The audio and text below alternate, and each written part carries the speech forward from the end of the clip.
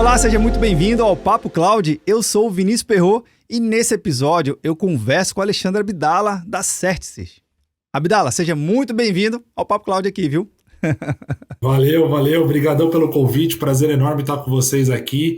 Vamos bater esse papo e desmistificar e quebrar alguns paradigmas aí relacionados ao modelo ágil, squads e por aí vai. Show de bola. Obrigado pelo convite. Eu que agradeço. Eu até costumo brincar aqui que são mais de vários problemas que a gente tem que quebrar nesse momento, porque falar de agilidade sempre tem uma dificuldade ali de entender de fato o que é, não na sua teoria. Eu acho que a teoria está bem fundamentada, tem várias bibliotecas que explicam bem, mas quando vai incorporar para dentro do ambiente, Abdala, o negócio fica mais tensozinho aqui. Mais difícil, né? Você que está chegando agora aqui no nosso Papo Cloud, vendo ou nos ouvindo, o pessoal da Certsys já esteve aqui, tá? O João Teixeira, lá no episódio a gente falou sobre hiperautomação sem desperdício. Foi o Papo Cloud 175. Eu fiz aqui meu resgate aqui de memória, minutos antes de começar esse bate-papo aqui.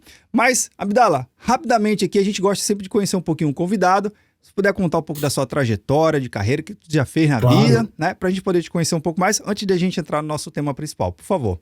Sensacional, obrigado. Bom, para quem não me conhece, Alexandre Corsa Abdala, o pessoal me chama mais de Abdala em nome de mercado, né?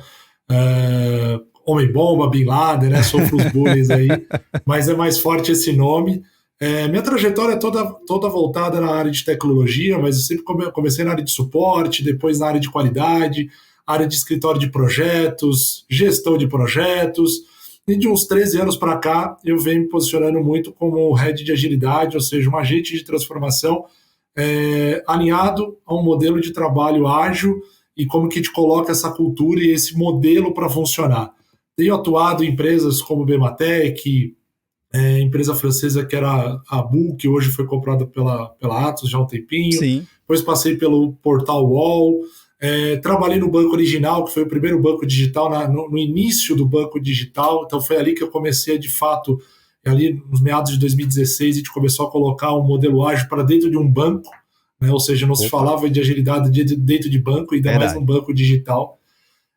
Então isso foi uma experiência fantástica, conheci pessoas que até hoje são meus grandes mentores, né? E pessoas com uma visibilidade de inovação enorme. Depois do banco fui para a TOTVS, recebi o convite para a TOTVS para de fato colocar um modelo de governança para a companhia inteira. Ali foi um desafio muito grande, que nós tínhamos 22 segmentos. Caramba. E no final dessa jornada que eu tive da TOTVS, a gente chegou em 19 segmentos rodando um modelo próprio de agilidade da empresa, né? Respeitando os seus compliances, respeitando a sua governança e executando um modelo de trabalho ágil dentro de uma cultura, que isso é muito importante. Não adianta você ficar copiando a agilidade das empresas, você tem que entender o mercado e colocar um modelo dentro da sua estrutura. Depois da TOTVS eu fui para a Meta, trabalhei no projeto da Globo, que foi uma outra experiência fantástica, ou seja, imagina uma área de televisão começando a rodar o modelo ágil, né? Mas isso aqui é de tecnologia, e eu estou numa área de mídia. Sim. Então não tinha nada a ver com tecnologia, mas obviamente tinha a ver com pessoas. E a gente conseguiu fazer isso em 3 meses. E depois recebi o convite aqui da Certsys, já vou fazer um ano de Certsys, atuando, sou head de uma estrutura chamada Digital Products e Squads, que é onde a gente coloca para funcionar isso dentro dos clientes, colocando essa cultura, esse modelo de trabalho como uma forma de serviço inteligente. Não você ficar desenvolvendo produtos e serviços como uma fábrica de software. Isso já foi. Você tem que contratar inteligência de serviço, você tem que contratar um modelo de trabalho que vai fazer você crescer em um parceiro estratégico.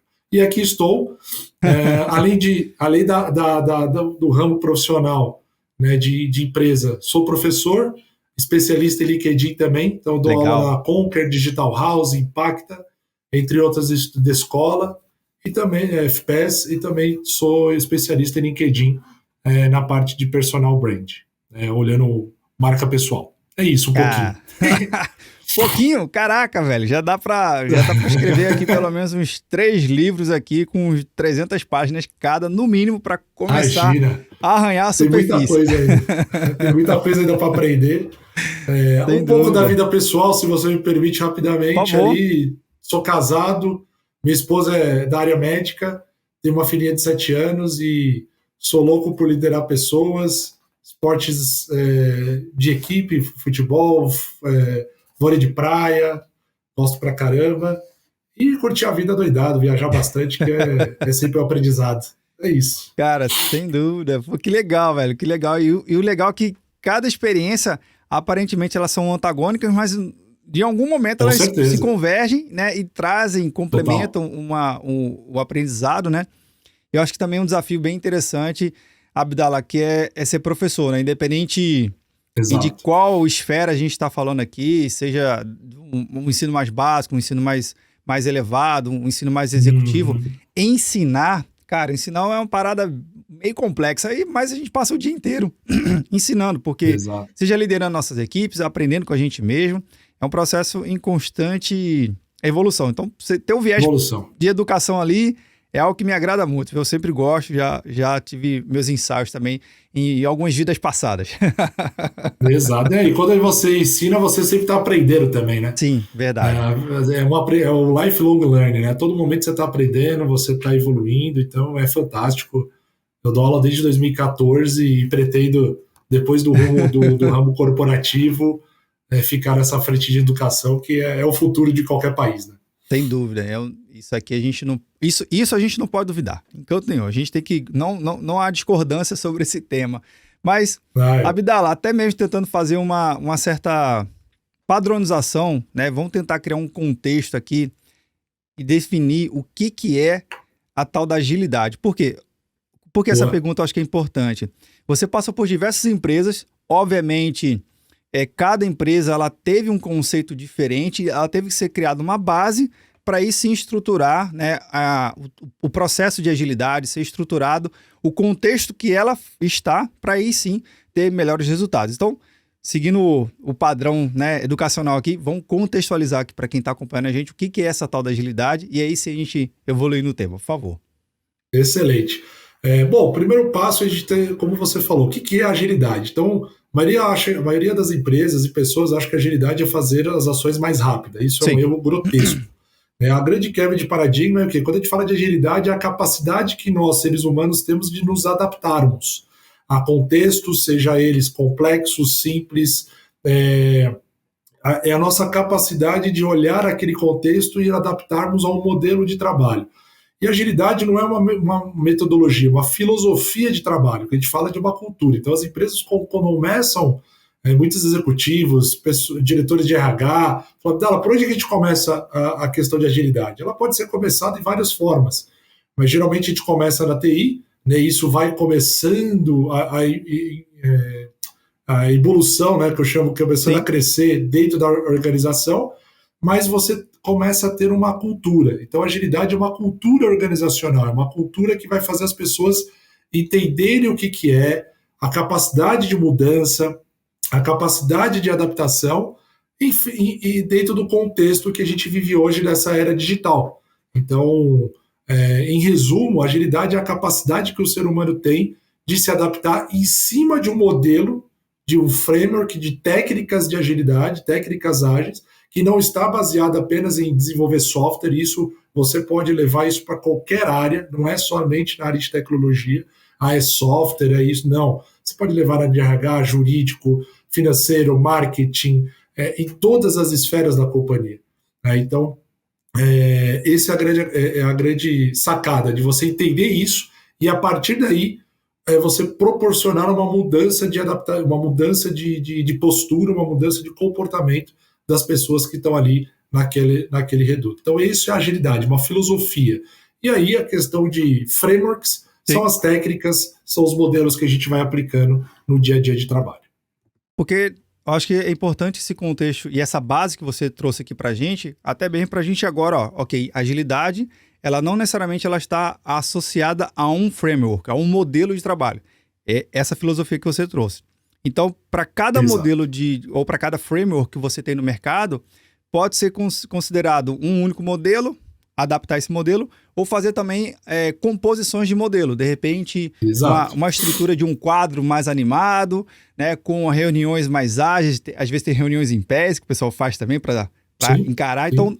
o modelo ele vai se adaptar, mas tem que ter também um pouquinho de curadoria ali de quem está desenvolvendo essa agilidade, né? Aplicar na risca aquele framework, senão o negócio quebra, né?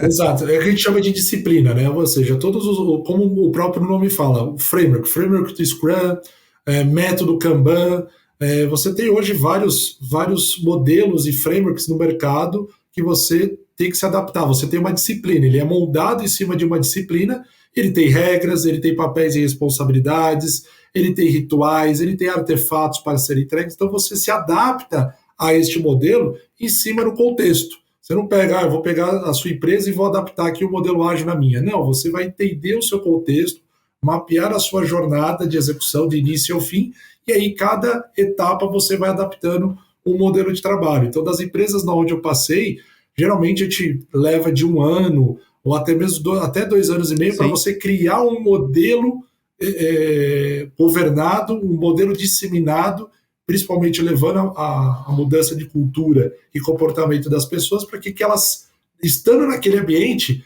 elas sabem como aquele ambiente se trabalha e elas se adequam àquele ambiente. Isso é o mais importante, né? Porque ela vai ter princípios, valores alinhados à cultura da empresa. Então, tudo isso está embarcado.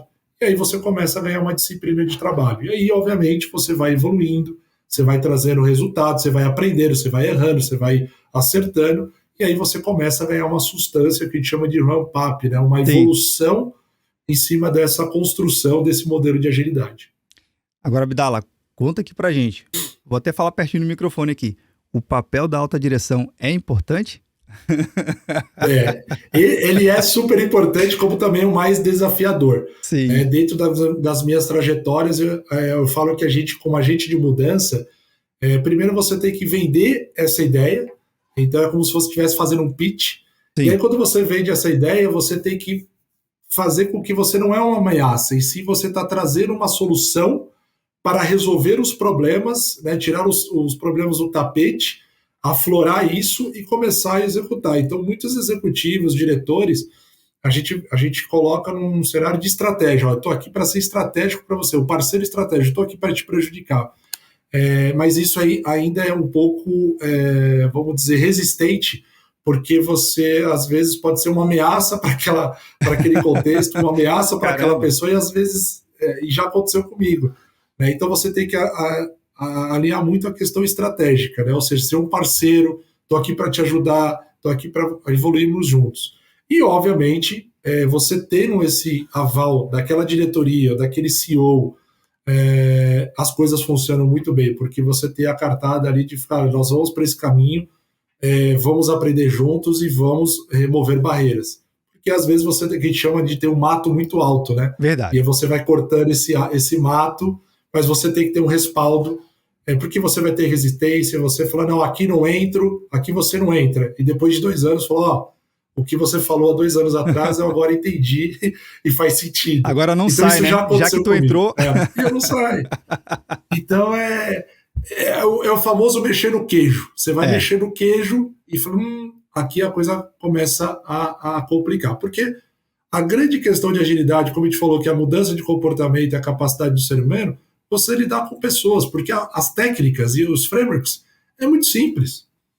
Você faz um curso, você olha um vídeo na internet, você pratica, você aprende. Agora, e o comportamento das pessoas? Esse é o grande desafio.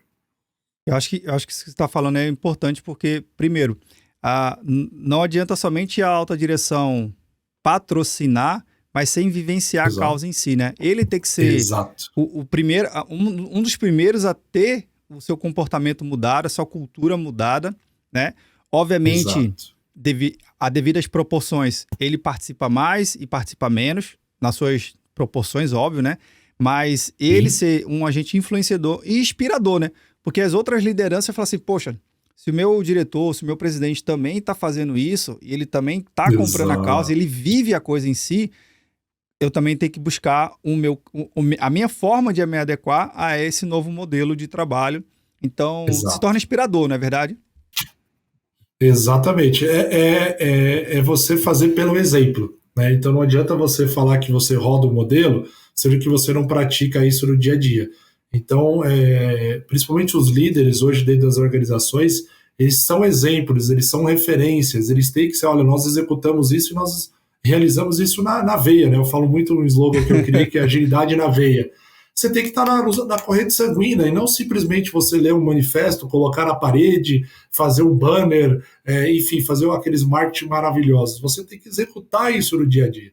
E aí você fazer pelo exemplo é fundamental. E aí você vai ter erros e acertos, Sim. zero problemas. E é assim que você vai evoluir. Então, quando você pega empresas hoje bem conceituadas, vamos pegar aqui Nubank, Mercado Livre, nós aqui da Certs, que somos 15 anos de mercado, você pega essas incorporações, eles já nascem com essa cultura e vai evoluindo.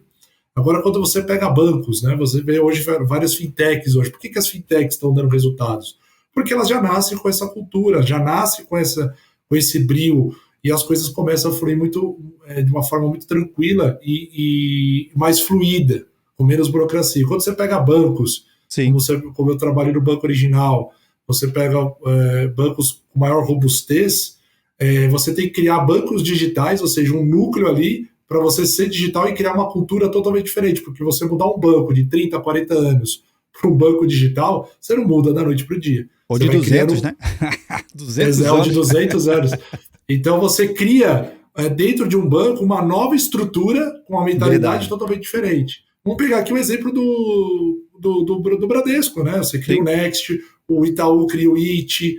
Por quê? Porque se você não fizer isso, você está fora, porque o Nubank já nasceu digital, o Banco Original já nasceu digital, o Banco Inter, Banco Digio, e todo mundo está indo nessas plataformas digitais. Então não tem como você não estar nessa empreitada. E como que você traz o legado disso? Verdade. Então esse é o desafio. Isso aí que você está falando, acho que faz todo um contexto diferente, Abdala, porque tem que respeitar o contexto, né, de cada empresa e de cada momento. Exato. Uma coisa é você falar de novas tecnologias e agilidade para uma empresa de 10, 20 anos. Outra coisa, como você citou aqui, né, empresas de 30, 40, 50, 100 anos ou até mais no mercado. Ela tem um histórico diferente, ela tem responsabilidades, ela já está regida por outros momentos de empresa. Agora, justamente nesse contexto, o autoconhecimento corporativo, eu acho que é uma disciplina importante, porque a gente fala muito do autoconhecimento pessoal, né? Mas o autoconhecimento corporativo, entender em que momento a empresa está inserida, qual é o mercado que ela está trabalhando, faz insumo para eu desenvolver as minhas agilidades, meu conceito de agilidade melhor. Isso também faz sentido nessa linha de raciocínio? Faz sentido porque você primeiro tem o que a gente está no mercado hoje, todo mundo está falando de Customer Success, ou seja, você entender o seu contexto de mercado e experiência do cliente. No momento que você conhece seu nicho, você conhece o mercado, sabe o seu público, você começa, que tipo de experiência, que tipo de produto ou serviço eu estou gerando para esse determinado público. E aí você começa a executar dentro de um modelo interno algo mais voltado e que proporciona esse tipo de entrega. Então, é o que a gente fala, fazer o discovery, entender o seu público, como que os processos internos eles estão sendo aplicados para que a gente seja uma melhor experiência de atendimento. Sim. Como que eu chego no meu atendimento via WhatsApp, via chatbot. Então você tem várias formas e aí toda essa cadeia de execução passa para um modelo de trabalho ágil que você vai adequar dentro do seu contexto. E aí as empresas hoje, elas estão... empresas muito grandes, como por exemplo a TOTUS, quando eu falei de 22 segmentos, nós criamos em cada segmento mini unidades de negócio, que são as squads. Exato. Squads não é você e mais 5 pessoas colocar e falar, formatamos uma squad.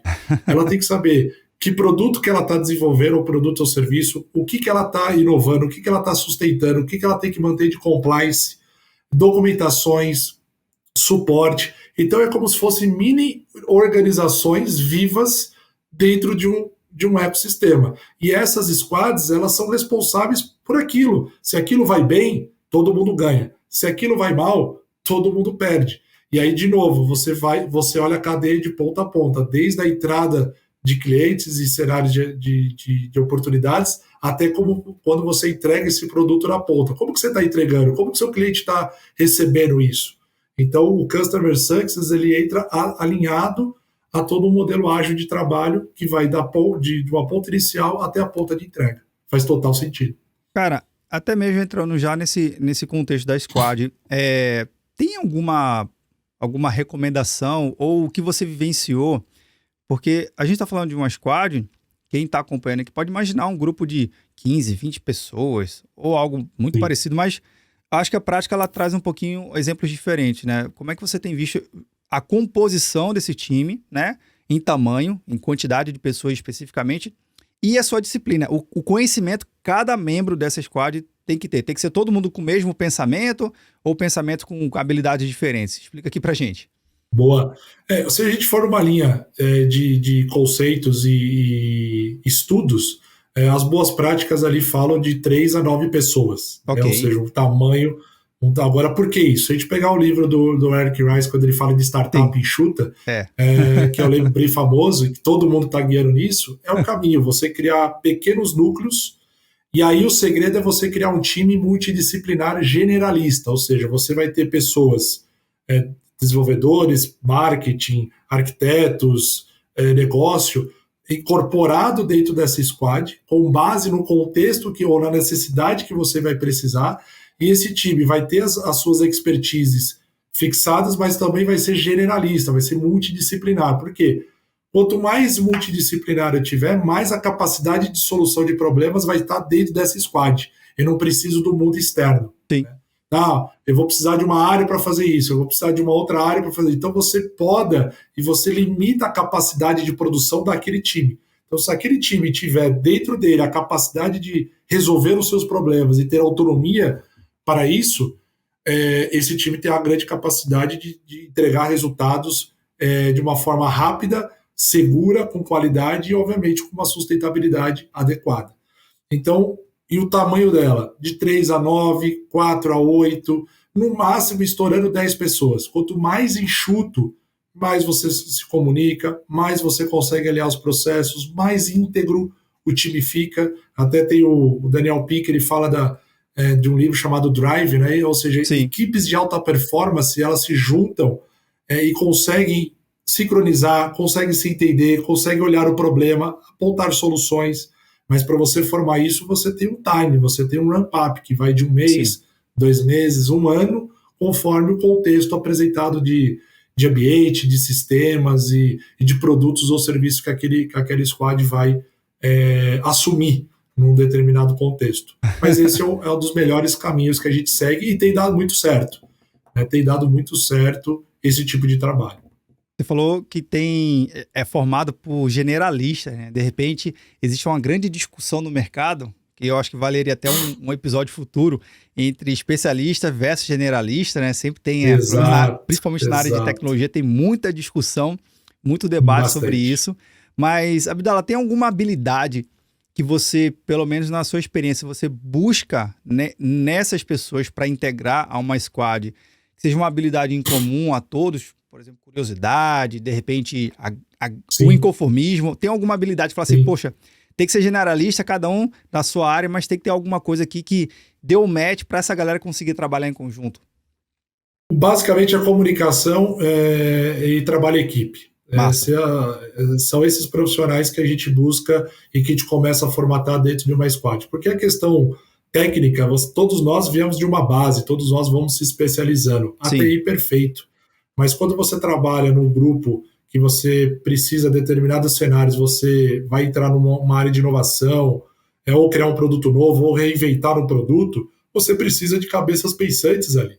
Então, se você não tem uma boa comunicação e um trabalho em equipe forte, e falar, eu só estou aqui para fazer o que estão me mandando, isso não dá mais para ser trabalhado assim. Falando, não, ou senão eu penso e todo mundo executa. Não dá mais para trabalhar assim. Você tem que ter o diálogo, você tem que ter a divergência, a convergência, e você ter pessoas com esses soft skills é fundamental. E lembra que eu falei soft skills, não hard skills. É fundamental dentro de uma formatação da squad. Porque às vezes você pode ter uma squad brilhante tecnicamente, mas ela não entende o negócio. Então não serve para nada. Não serve absolutamente para nada. Então você tem que achar o equilíbrio. O segredo é achar equilíbrio entre a parte técnica e a parte de negócio. Porque na hora que você converge isso, o time automaticamente, isso a gente tem vivido aqui na Certys, ele entende do negócio, ele vai buscar informações, ele vai crescendo em cima disso, e aí, obviamente, o desenvolvimento e as entregas, elas acabam sendo com maior qualidade e maior valor agregado para aquele determinado cliente. Sensacional. Agora, Abdala, nesse contexto de squad, eu posso ter squads para resolver situações internas, vamos dizer assim, os bastidores da empresa, né? a cozinha da empresa, e que vai ajudar. É um processo interno, mas eu também posso ter squad mais voltado para fora, né? Para entender um pouco do mercado, entender o cliente daquela empresa, da sua empresa, e você combinar. Então, quem de repente está ouvindo aqui nosso episódio, acompanhando, pode olhar assim, poxa, eu não tenho gente para olhar para fora, mas de repente olhar para dentro também é uma boa opção para você começar a rodar e desenvolver essa squad e melhorar internamente. Porque melhorando interno, o seu cliente também acaba sendo beneficiado. Pode ser um caminho? Sim. É um caminho super válido. Você não precisa só formatar squads para atender o mundo externo. Você tem um investimento para você formatar squads dos seus departamentos internos. Então, financeiro, RH principalmente, jurídico, área de marketing. Você pode formatar assim e criar este modelo de trabalho dentro da sua estrutura, sem problema nenhum. E aí o mais importante, como você falou no início, é ter pessoas que conseguem apoiar nessa evolução, porque senão as pessoas vão saindo fazendo e acham que está fazendo certo, e quando você vai ver, você está criando um grande Godzilla, né? E sem perceber. Então, é fundamental. Agora, isso tem que estar muito bem alinhado do que também a empresa deseja. Se ela não quer um investimento disso interno, é só externo, zero problema, mas é a estratégia que a empresa está seguindo. Sim. Agora, para você até mesmo colocar isso em prática na rua, você tem que também ter essa experiência dentro de casa, né? Não adianta você falar para o cliente que você faz transformação ágil se você não faz dentro da sua cozinha. Então fica um negócio meio... aquele ditado, né? Casa de ferro, feio de pau, né? Você faz fora, mas não faz dentro. Então, aí aquilo que você falou, você executa, você vive isso. Então, em resumo, é fundamental que você inicie isso dentro da sua organização para depois aflorar para fora. Sensacional. Agora, obviamente, tem muita gente que está acompanhando o episódio aqui e pode falar assim, mas espera aí, a Certis é uma empresa de base tecnológica, o fim dela tem produtos de tecnologia corporativa, mas eu estou acompanhando aqui, eu sou gestor de uma outra empresa que tem tecnologia, mas ela não é uma empresa de tecnologia. Será que esse tal de squad aí, de 3, 9, 4, 8 pessoas, funciona? Se aplica também para mim? Funciona. Inclusive, nós temos, para você ter ideia, nós temos escritórios de advocacia com uma robustez, com um cenário até que interessante de capacidade de clientes que atendem, e tem uma área e precisam se digitalizar. E hoje estão entendendo esse modelo, estão começando a incorporar com pequenas doses, né, pequenas sementinhas, você não precisa pegar e incorporar durante o dia. Então, escritórios de advocacias que você não tem um linguajar de tecnologia já estão alinhados a isso, porque se você não se digitalizar, você está fora do mercado. E como eu falei, isso em todas as áreas. Então, a área de saúde, por exemplo, principalmente a área de saúde, alinhar seus processos, eliminar desperdício, né? Minha esposa é da área de saúde, eles usam frameworks do Scrum, método Kanban, pensamento do Lean Manufacturing, ou seja, como que a gente pode ter menos desperdício no ramo médico.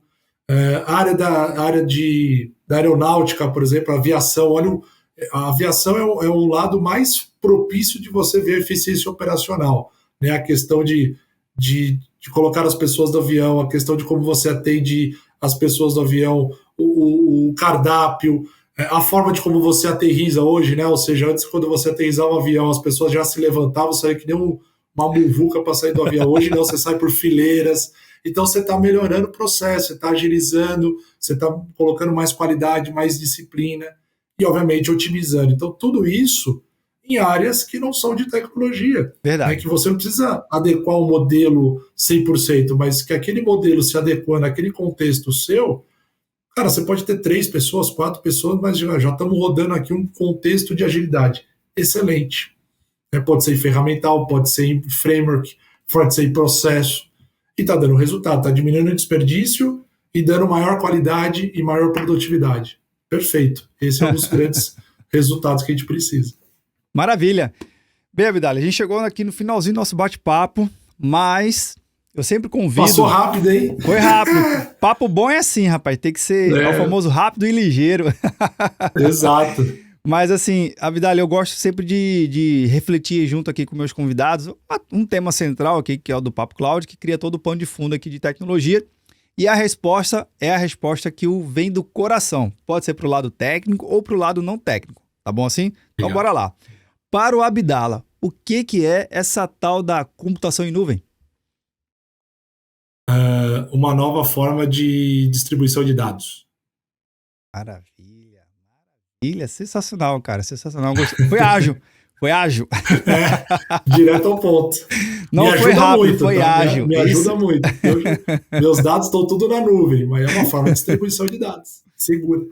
Sensacional. Abdala, adorei demais o seu bate-papo aqui, cara. Acho que nos enriqueceu bastante, principalmente para quem está acompanhando, óbvio, que fica aqui a principal mensagem, né, de que agilidade não é velocidade, elas são até aparentemente primas, né, sinônimos, Exato. Mas no mundo do vamos ver mesmo, no mundo real, as coisas são um pouquinho diferentes e essa diferença que faz todo o contexto legal, cara. Adorei demais e volte mais vezes aqui no bate-papo, viu?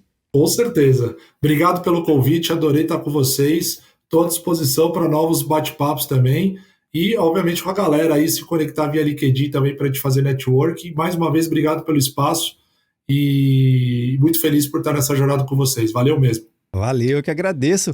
Bem, pessoal, e você que está vendo ou nos ouvindo, o que você achou do bate-papo aqui com o Abdala? Primeiro, já vou deixar o LinkedIn do Abdala na descrição desse episódio aqui para você se conectar e nos conectar, né? Se você gostou do conteúdo, deixa um comentário aqui pra gente, sempre ajuda a saber um pouquinho da sua opinião, sempre importante.